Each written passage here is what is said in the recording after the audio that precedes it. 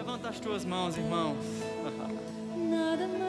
A Bíblia diz: amarás o Senhor teu Deus de todo o teu coração, de toda a tua alma, de todo o teu entendimento, com todas as tuas forças.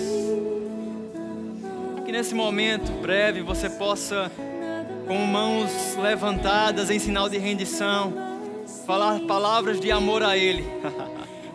Oh Senhor, nós dependemos de você.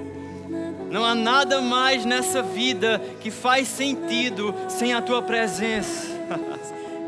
Oh, aleluia. Obrigado, Pai, por essa manhã. Nós te agradecemos por essa oportunidade de sermos ensinados, de sermos conduzidos, Pai, em aperfeiçoamento, em crescimento. Eu declaro em nome de Jesus a semente da palavra que vai ser plantada em cada coração, havendo um acolhimento como uma terra fértil em cada coração, Pai.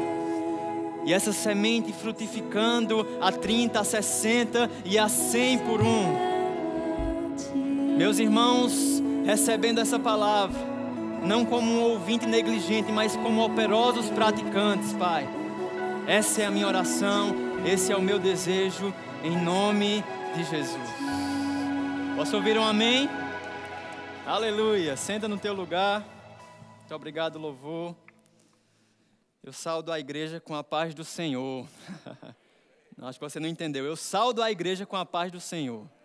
Você recebe? Onde você chegar, declare paz. Amém? Desde a administração de pastor Perilo, eu estou reavivando essa palavra no meu coração. Amém?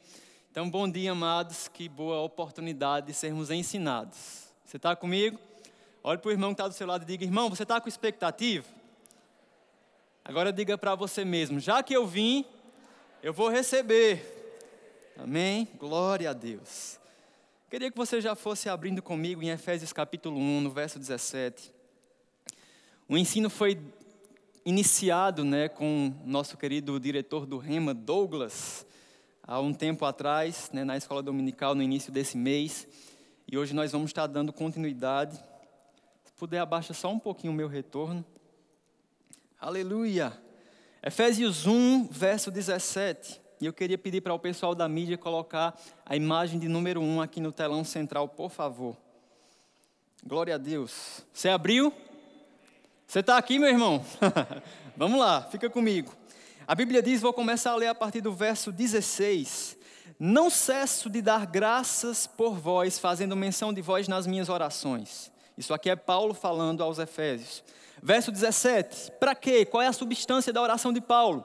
Para que o Deus de nosso Senhor Jesus Cristo, o Pai da glória, vos conceda espírito de sabedoria e de revelação no pleno conhecimento dele. Verso 18, iluminados os olhos do vosso coração, para saberdes, e aqui ele vai começar a explicar qual é esse motivo de oração que tanto ele ora, aqui o apóstolo Paulo. Para saberdes qual é a esperança do seu chamamento, qual a riqueza da glória da sua herança nos santos, e no verso 19, qual a suprema grandeza do seu poder para com os que cremos, segundo a eficácia da força do seu poder. Glória a Deus. Glória a Deus. Se puder, colocar a imagem número 1 aqui. Então, irmãos, o apóstolo Paulo, ele ora pelos Efésios, e eu acho muito interessante a substância, os elementos dessa oração. Amém, está ali em cima, né? É a outra imagem, coloca por favor, no caso eu acho que foi como número 2, pronto, essa imagem aqui. E ele ora por 3 aspectos, irmãos. Primeiro, a esperança do chamamento, amém? A herança dos santos e o poder que opera em nós. Você está comigo? Repita comigo para isso ficar firme no seu coração. A esperança do chamamento, a herança dos santos e o poder que opera em mim. Aleluia. Amém? E sabe, irmãos, a gente pode entender esses 3 aspectos pelo qual Paulo orava em relação aos Efésios, através da trajetória da obra que Jesus realizou na cruz. Amém? Sabe, irmãos, a obra que Cristo realizou na cruz é algo que tem que estar muito perceptível e palpável em nossa memória. Você está comigo? Porque o fruto dessa obra é o fato de nós estarmos aqui hoje. Aleluia. Vamos recapitular, a gente já volta para esses pontos aqui que faz parte da mensagem. A Bíblia diz, vamos começar literalmente do começo, que Deus cria a humanidade numa plataforma totalmente diferente de todo o resto da criação. Amém? Deus disse, haja luz, haja isso, haja aquilo, mas na hora de criar o homem, Deus disse, façamos o homem conforme a nossa imagem e semelhança. Aleluia, você se alegra com isso? Olhe para o seu irmão e diga, irmão, não, pelo amor de Deus, você tomou café não? Diga, irmão, você é imagem e semelhança de Deus. Uau, aleluia.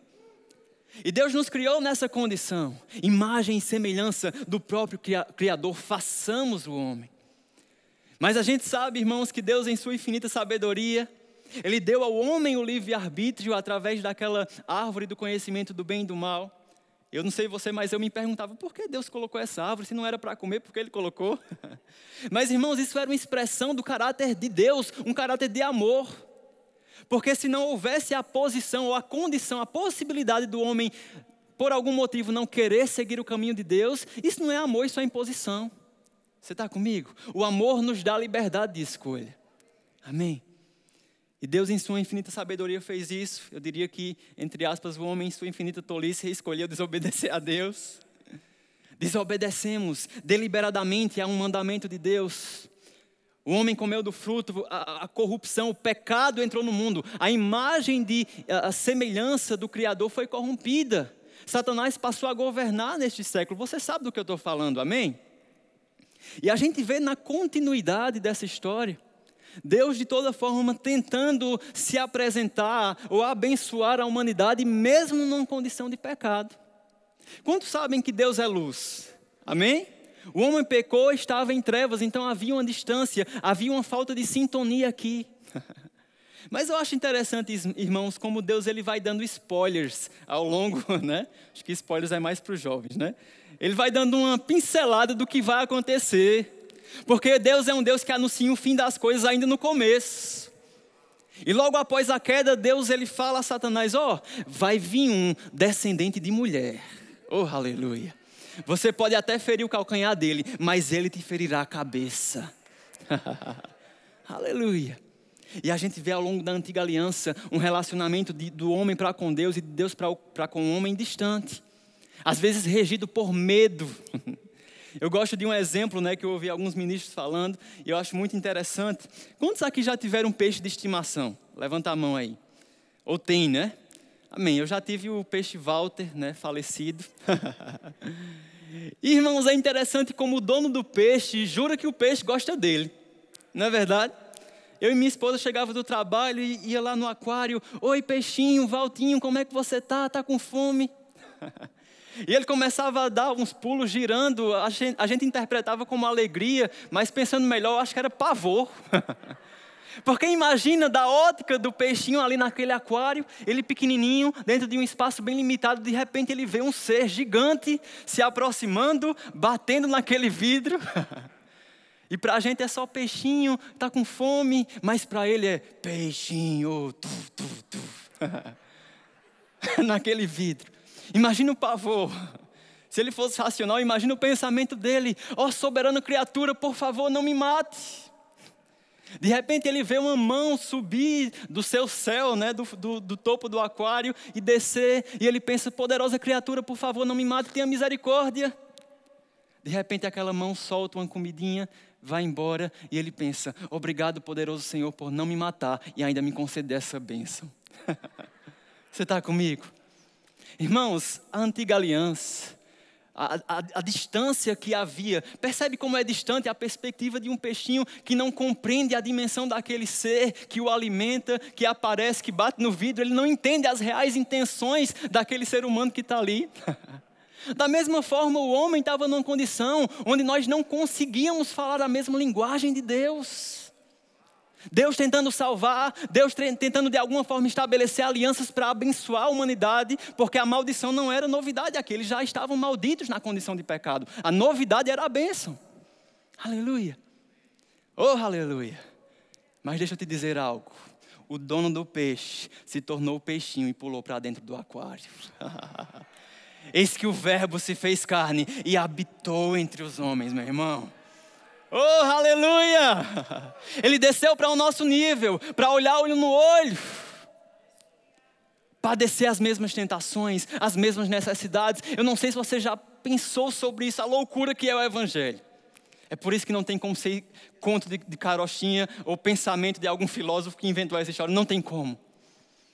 Irmãos, pensa comigo, aquele Deus todo-poderoso, onisciente, onipresente, onipotente, que não necessita de nada, autossuficiente, de repente não teve como usurpação ser igual a Deus, mas esvaziou-se da sua divindade, assumindo a forma de servo. Aquele feto, irmãos, aquele embrião, sendo gerado na barriga de uma jovem de aproximadamente 16 anos, era o próprio Deus.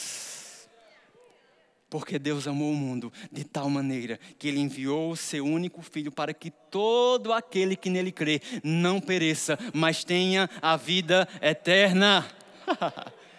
Oh, aleluia! Aquele que não cometeu pecado, Deus o fez pecado por nós para que por meio dele, diga comigo, por meio dele.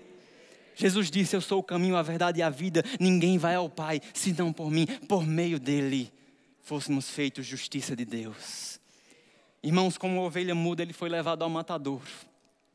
E com aquelas mãos estendidas naquela cruz, pregada com pregos, espetado com uma coroa de espinhos, sangrando e dizendo, está consumado. Aquilo era uma carta viva de Deus se expressando para a humanidade num sonoro, eu te amo.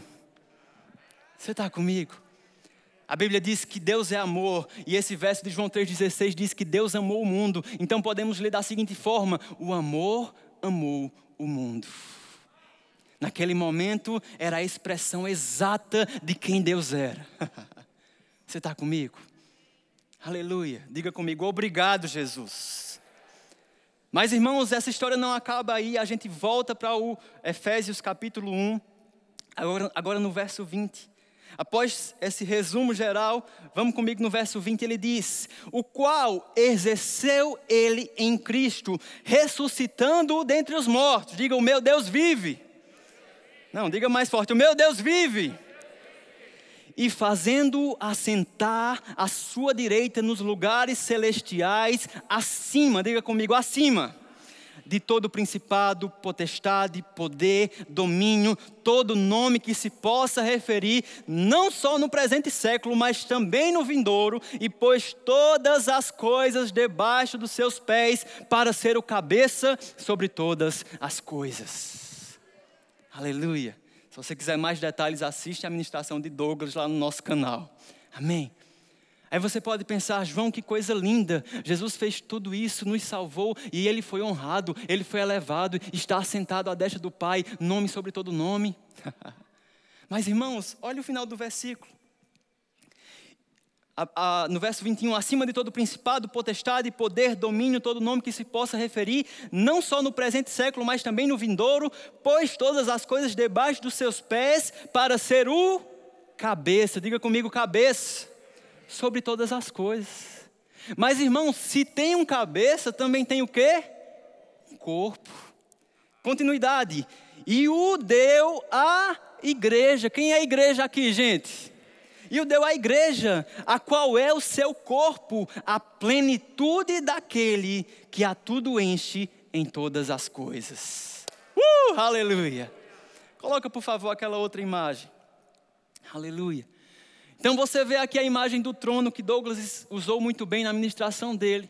Irmãos, Jesus ele está nessa posição, assentado à destra do Pai, nas regiões celestiais. E precisamos entender, como o apóstolo Paulo fala aqui, que essa extensão, né, do corpo, a igreja, também está nessa mesma posição. Agora, para entender a posição espiritual que estamos como igreja triunfante, assentado juntamente com Cristo, precisamos entender a herança do chamamento, a esperança do chamamento, a herança dos santos e o poder que opera em nós. Aleluia! Você está comigo? Vamos entender isso rapidamente? Olha só comigo, esperança do chamamento, eu vou só citar alguns versículos. Olhe para o seu irmão e diga, você é chamado. 2 Coríntios 5,18, ora, tudo provém de Deus que nos reconciliou consigo mesmo por meio de Cristo e nos deu o ministério da reconciliação. Aleluia! Tem um ID para você cumprir, meu irmão. Estar assentado com Cristo nas regiões celestiais passa também por essa consciência de entender, existe um propósito maior do que comprar, do que vender, do que constituir família, do que casar, do que ter filhos. Você vive por algo maior, que transcende os limites da vida e da morte e tem um efeito eterno. Você tem o poder de alterar a eternidade de pessoas mediante a pregação do Evangelho. Agora diga com mais força para o seu irmão, você é chamado. Ah, mas eu não sou pregador, não sou missionário, não tem isso não, meu irmão. Você é chamado para cumprir o ID. E no final desse mês os jovens vão lá para São José da Mata fazer uma cruzada lá. E você está convidado. A esperança do chamamento. Qual é a herança dos santos, João? Vou ler alguns versículos aqui para você receber. 2 Coríntios 5,17. Assim, se alguém está em Cristo, nova criatura é, as coisas velhas passaram, eis que tudo se fez novo. Diga assim, eu sou nova criatura. João 12, mas todos quanto o receberam. Você recebeu Jesus? Deu-lhes o poder de serem feitos filhos de Deus. Diga, eu sou filho de Deus. 1 Pedro 2,9, vós sois geração eleita, sacerdócio real, nação santa, povo de propriedade exclusiva de Deus. Diga assim, eu sou povo de Deus. Bendito Deus o Pai do nosso Senhor Jesus Cristo, o qual nos abençoou com toda sorte de bênçãos nas regiões celestiais em Cristo Jesus. Diga comigo, eu sou abençoado. Você se alegra com isso, irmãos? Mas ele foi ferido por causa das nossas transgressões e moído por causa das nossas iniquidades. O castigo que nos traz a paz estava sobre ele e pelas suas pisaduras nós fomos sarados. Diga, eu sou curado. Coloca para mim a imagem de novo. Amém? A herança dos santos. Você entender que você tem acesso a partir de Cristo à eternidade. Você tem acesso à saúde divina. Você assumiu em Cristo uma posição de justiça e de autoridade, porque Ele nos deu autoridade no seu nome. Aleluia! E por último, o poder que opera em nós. Jesus mesmo disse, eu rogarei ao Pai e Ele vos dará outro Consolador, a fim de que esteja convosco para sempre. Você está comigo? O Espírito da verdade que o mundo não conhece porque não vê. Mas vós, diga comigo, eu conheço. Amém. Jesus, Ele não somente te reconectou com Deus, mas Ele deu um pulo aqui para dentro. Porque Deus não está mais em templos feitos por mãos humanas. Ele habita em você, meu irmão. Meu Deus do céu. Costumo falar isso e é algo que me enche de alegria.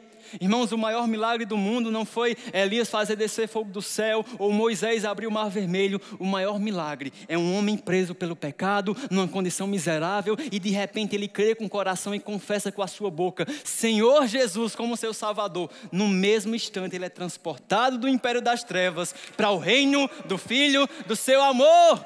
E ele passa a ser a habitação da presença de Deus através do Espírito Santo. E somos transformados de glória em glória à sua própria imagem. O poder que opera em nós. Que empodera essa igreja triunfante para cumprir a esperança do chamamento. Você está comigo? Para entender e ter consciência da posição que Jesus conquistou para nós, irmãos, você precisa entender esses 3 pontos. Continuando aqui o verso de Efésios, no capítulo 2, Ele nos deu vida, estando vós mortos em vossos delitos e pecados. Ei, você lembra da vida miserável, me perdoe a força da palavra, que você vivia no pecado? Você sabe de onde Deus te tirou? Amém, meu irmão? Ele nos deu vida, diga comigo, vida, estando nós mortos em nossos delitos e pecados. Vou pular para o verso 4.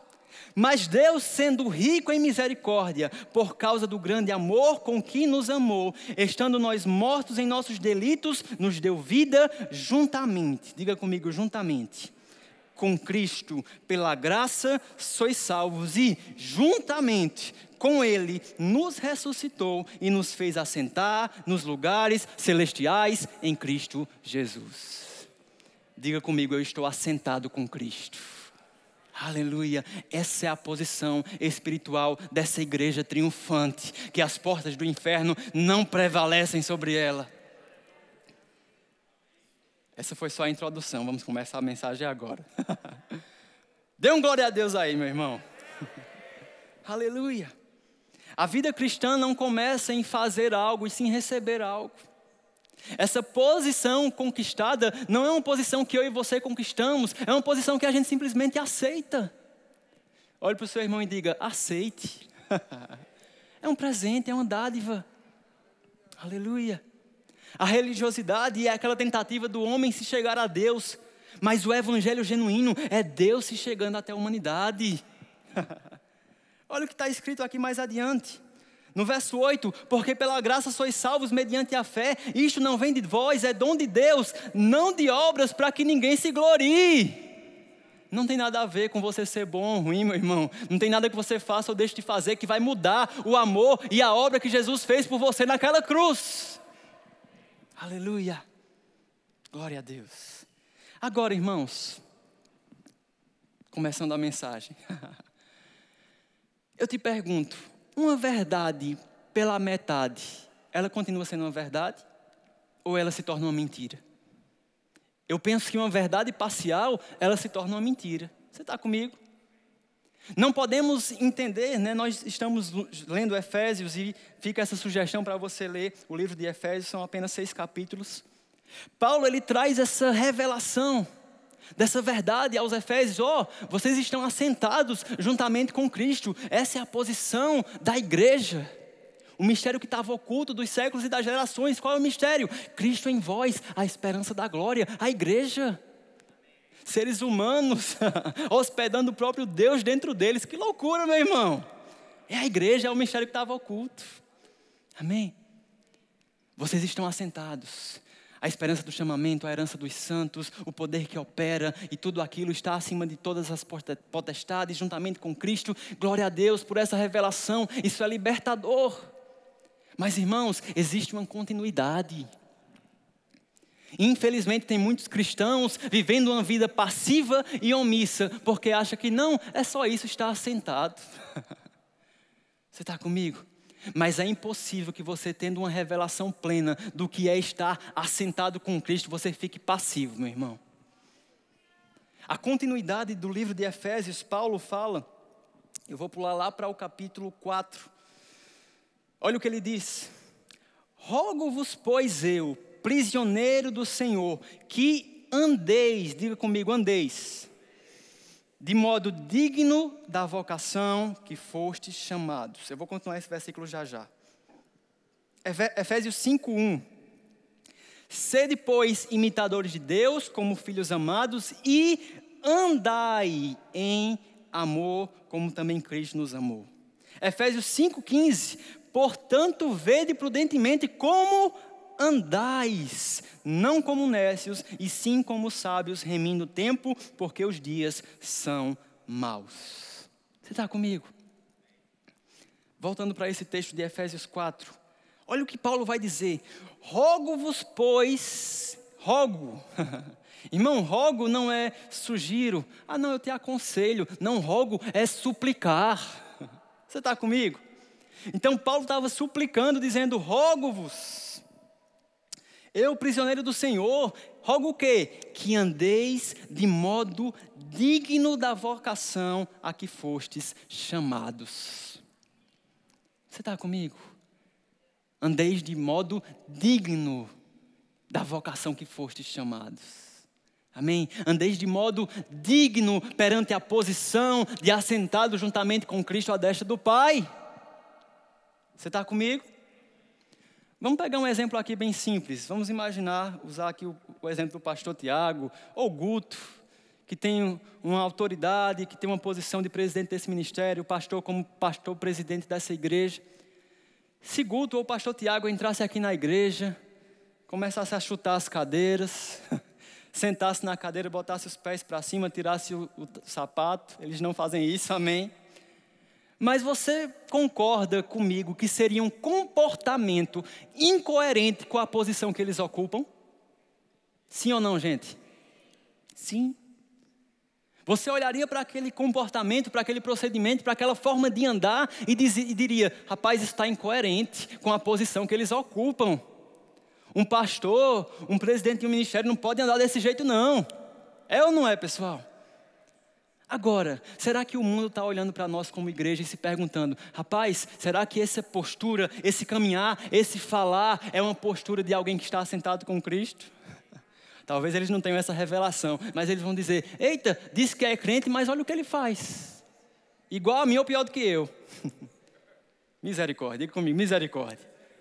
Sei que você não é assim não. E eu falo isso não somente no coletivo, irmãos, porque a igreja é cada um de nós. Será que o mundo tem olhado para você e tem visto um procedimento, um caminhar, um andar digno, como foi falado aqui? Você concorda comigo que se tem uma forma digna, tem uma forma indigna também? Amém? Temos que andar à altura, de forma digna, perante a posição, perante a vocação do chamado que nos foi dado. Você está comigo? Glória a Deus. E vamos destrinchar esse versículo de Efésios, porque ele traz algumas características. Tem muita coisa que a gente poderia tratar, mas eu quero focar nesse livro de Efésios, nesse versículo 4:1.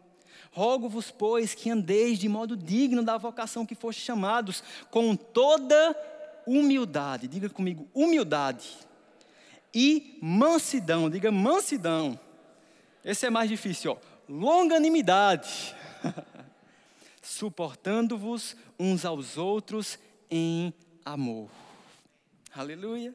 No Efésios 5 também ele fala, verso 1, sede imitadores de Deus como filhos amados e andai em amor. Ele traz o elemento do amor de novo. Mas vamos pegar esses pontos aqui de forma específica. Humildade, irmãos. A igreja do Senhor, essa igreja triunfante, estar acima de todo nome, de toda potestade, através de Cristo, nos dá uma certa ousadia, não é verdade?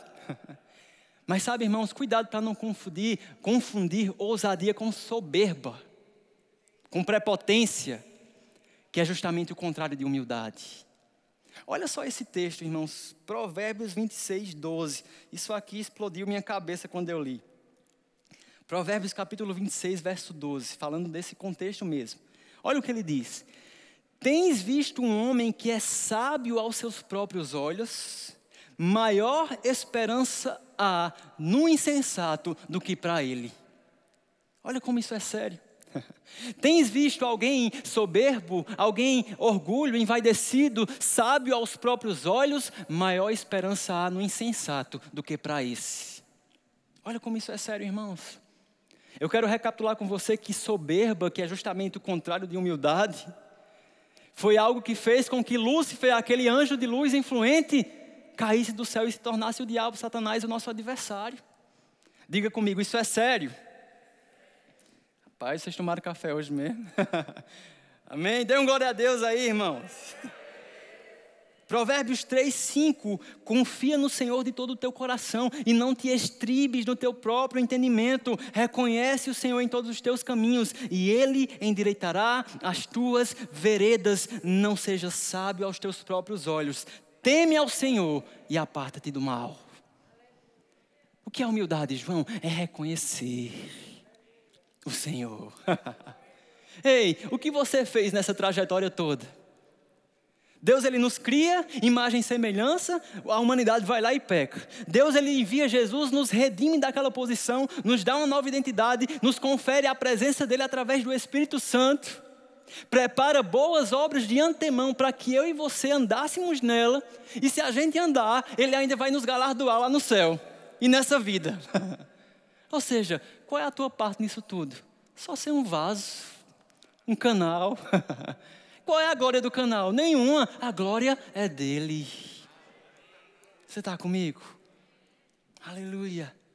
Dar a glória a Deus, reconhecer. Você está comigo? É isso que é uma posição de humildade. Reconhece o Senhor em todos os teus caminhos. No teu lar, na tua vida emocional, na tua vida financeira, em todos os caminhos. Isso é um ato de humildade. De não se achar sábio aos próprios olhos. Se você está numa condição de se ver sábio aos próprios olhos, prepotência, orgulho, soberba, mais esperança há para o insensato do que para você. Está escrito. Amém? 1 Pedro 5,6. Humilhai-vos, portanto, sob a poderosa mão de Deus, para que Ele vos exalte em tempo oportuno. Irmãos, essa posição de se humilhar perante Deus, isso atrai a atenção de Deus, meu irmão. Um coração sincero e contrito. Aleluia. A Bíblia diz lá em Romanos 12, verso 3, porque pela graça que me foi dada, digo a cada um dentre vós, que não pense de si mesmo além do que convém, antes pense com moderação. Diga para o seu irmão, com moderação. Existe um ponto de equilíbrio.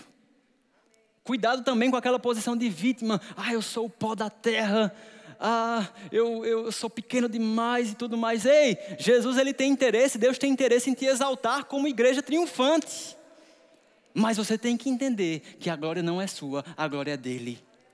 João, mas eu prego tão bem, eu ministro tão bem, eu louvo tão bem, eu sou um evangelista tão eficiente. Ei, toda boa dádiva, todo dom perfeito, vem do Pai das luzes. Diga comigo, não sou eu. Enquanto você se humilhar perante a poderosa mão de Deus, Ele vai te exaltar em tempo oportuno.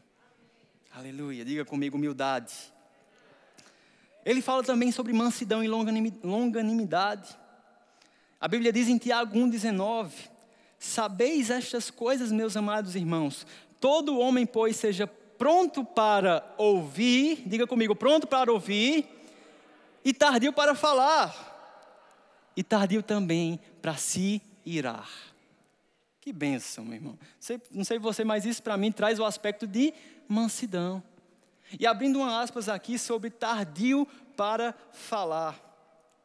Olha o que diz também nesse texto, Provérbios 29:20, ele usa o mesmo contexto desse outro versículo que a gente leu, ele diz: tens visto um homem precipitado nas suas palavras, maior esperança há para o insensato do que para ele. Duas coisas que Deus ele deixa bem claro que ele não gosta: altivez, soberba, se achar sábio aos seus próprios olhos e falar errado, falar asneiras. Você está comigo? Aquele livro, eu acho que é 5 impedimentos para o crescimento da graça, né, do irmão Reagan, ele fala sobre tagarelice. Cuidado, irmãos, com as palavras que têm saído da sua boca. Como andeis como igreja, trata de comportamento, procedimento e também do que você tem falado. Aleluia. Você colhe o que você tem semeado pelas tuas palavras, irmãos. Você está feliz onde você está hoje? Se você está um pouco triste por algum motivo, pensa o que você estava falando lá atrás. Pensa o que você está confessando e o que você confessa hoje para o teu futuro, para a tua família. Você está comigo? Dê um glória a Deus aí. Cuidado, refreia a tua língua. A Bíblia diz também, né, nesse mesmo contexto de Tiago 1,19, seja pronto para ouvir, tardio para falar e tardio para se irar. Ser longânimo. Você está comigo? Romanos 12:18. Se possível, no que depender de vós, tendes paz com todos. Ou seja, no que tiver ao seu alcance, meu irmão, tenha paz com todos. Ser pacífico, pacificador, isso é uma característica do andar de uma igreja triunfante que está assentada em Cristo. Aleluia. Tem gente que é o contrário, né? Ei, tu viste o que fulano falou de fulano? Meu Deus do céu. Ei, quem semeia discórdia entre os irmãos, isso é abominável diante de Deus. Cuidado, irmãos. Cuidado com o teu procedimento, com os teus pensamentos. Seja guardião da sua mente. Porque o que você reflete, pensa, isso acaba se tornando uma fala ou uma atitude. Você está comigo? Aleluia. Você pode pensar assim, né? Eu já vi algumas pessoas pensarem dessa forma. Como líder de jovens, a gente aconselha alguns jovens e a gente ouve algumas falas. E às vezes as pessoas dizem, João, mas eu sou assim mesmo. É a minha personalidade, eu sou estourado mesmo. Quando acontece, eu falo na cara. Ei, isso não é personalidade, isso é carnalidade. Existe um título e uma posição maior do que o teu traço de personalidade, que é a tua condição de nova criatura em Cristo Jesus. E qualquer traço de personalidade tem que se sujeitar a essa posição. Aleluia! Glória a Deus. Sujeite a tua carne. Não se acomode dizendo, eu sou assim mesmo. É nada, meu irmão. Confessa a palavra, eu sou manso, eu sou humilde. Aleluia, eu sou longânimo. Você vai ver que com o tempo o seu pavio vai aumentando. E você vai se tornando tardio a se irar. Ei, Deus não pede algo de nós que Ele não opera em nós.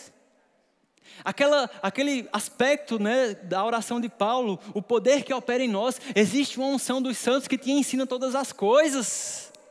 Uma presença do melhor psicólogo do mundo que habita em você, o Espírito Santo. Que Ele pode te tratar em todos os aspectos. Fruto do Espírito. Oh, aleluia. E para finalizar, ele fala de amor. A Bíblia diz em João 13:35, nisto conhecerão todos que sois meus discípulos, se tiverdes amor uns pelos outros. Voltando ao texto que está sendo base desse final, em Efésios, ele diz, rogo-vos, pois, que andeis de modo digno da vossa vocação, com toda humildade, mansidão, longanimidade, suportando-vos uns aos outros em amor. Queria chamar o louvor aqui. Diga comigo, em amor. Abra comigo, irmãos, lá em 1 Coríntios capítulo 13. Você está sendo edificado? Glória a Deus. 1 Coríntios capítulo 13. O louvor pode já fluir um instrumental aí.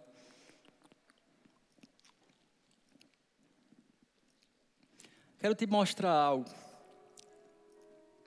Como a gente falou no início da obra da cruz, e ela é a chave de todo esse ensinamento, Deus, Ele manifestou a essência de quem Ele era e das suas intenções para com a humanidade em Cristo. Jesus disse, quem vê a mim, vê ao Pai. Amém? Naquele momento, com os braços abertos, aquela coroa de espinhos, dizendo, está consumado. Isso era a essência do caráter de Deus expresso naquela cruz. Dizendo um sonoro, eu te amo para a humanidade. Mas de repente Jesus, ele volta ao céu, assentado à destra do Pai, nas regiões celestiais em Cristo Jesus. Uau, glória a Deus. Mas ele deixou a igreja salgando essa terra. E da mesma forma que o nosso cabeça expressou esse amor, nós devemos dar essa continuidade, sendo a expressão, uma carta viva do amor de Deus pela humanidade. Nisto conhecerão que sois meus discípulos, quando amais uns aos outros. Você está comigo? Pode ficar de pé. A gente vai ler junto 1 Coríntios capítulo 13, alguns versos, para fechar esse ensino, que no final das contas, se resume a isso, amor. Diga comigo, amor.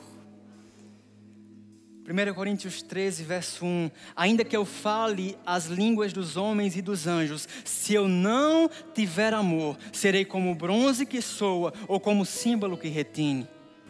Ou seja, só barulho. Ainda que eu tenha o dom de profetizar e conheça todos os mistérios, toda a ciência, ainda que eu tenha tamanha fé, a ponto de transportar os montes, se não tiver amor, eu nada serei. E ainda que eu distribua todos os meus bens aos pobres, ainda que eu entregue o meu corpo para ser queimado, se não tiver amor, nada disso me aproveitará. Oh, aleluia! O amor é paciente. Diga assim, eu sou paciente. O amor é benigno. Diga, eu sou benigno. O amor não arde em ciúmes. Diga, eu não ardo em ciúmes. Não se ufana, não se ensoberbece. Diga assim, eu não me ensoberbo. Eu acho que é assim mesmo. não se conduz inconveniente, não procura os seus próprios interesses, não se exaspera, não ressente o mal, não se alegra com a injustiça, mas regozija-se com a verdade. Tudo sofre, tudo crê, tudo espera, tudo suporta. O amor jamais acaba. Oh, aleluia. Obrigado, Pai. Glória a Deus. Oh, aleluia.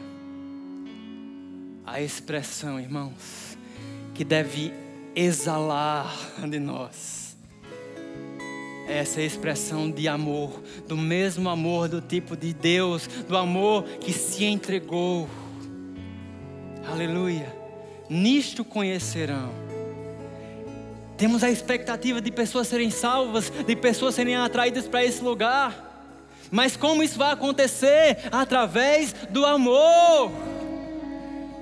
Eu não sei você, mas eu creio no avivamento de sinais, prodígios e maravilhas. Eu creio nisso, mas maior do que tudo isso, o que vai atrair esse povo para esse time de Jesus é o amor. Aleluia. Você recebe essa palavra? Fecha os teus olhos. Pai, muito obrigado, Senhor. Tua palavra foi pregada. Eu creio que a tua igreja entende a poderosa posição que você nos colocou em Cristo. Assentados juntamente nas regiões celestiais, acima de toda potestade, com um nome que está acima de todo nome, que nós temos autoridade no nome de Jesus. Mas, Pai, que haja essa consciência de cada um examinando a si mesmo, como estamos andando em relação à posição que ostentamos em Cristo. Como é a nossa conduta, o que temos falado, o que temos pensado. Oh, aleluia, eu oro por um avivamento de caráter na igreja. Oh, porque nisso será conhecido no amor. Muito obrigado, Pai, em nome de Jesus. Eu queria deixar a indicação desse livro para encerrar. Aleluia, do nosso irmão Reagan, Amor, o caminho para a vitória. Esse livro vai mostrar não só a teoria dos versículos, das informações, mas algumas experiências práticas que o irmão Reagan viveu e pode testemunhar para nós, amém? Antes de você sentar, tem alguém aqui que porventura ainda não conhece a dimensão, a largura, a profundidade desse amor? Não tem como o evangelho não ser exposto e você não ser tocado, irmãos. Jesus pagou um preço por você. Por quê, João? Porque Ele te ama. Aleluia. E se você está aqui e quer